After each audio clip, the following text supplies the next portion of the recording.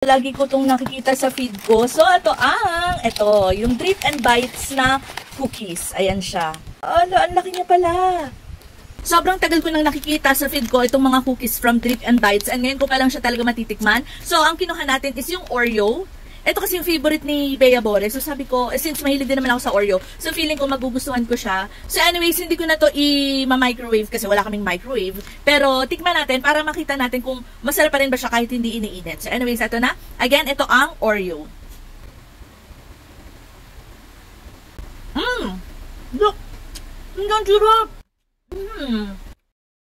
Ay, for sure, makukulit akong order dito. Ang sarap niya, girl! Meron din siya ng parang white chocolate ata, ganun. Ang sarap-sarap niya!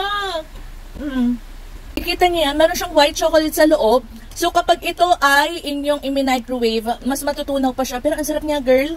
At ang kapal, ayan, nakikita niyo, sobrang kapal niya. Sobrang ma-enjoy nyo itong Oreo, lalo na kung medyo meron kayong sweet tooth. Ayan, so wait lang, kain ko lang. Ang sarap niya talaga. So, ipapatikim ko din to muna kay mama. Bawal kasi ito si papa. Oreo. Ang sarap na. Ang sarap nga. Ayan o, meron pa kasi siyang white chocolate dito.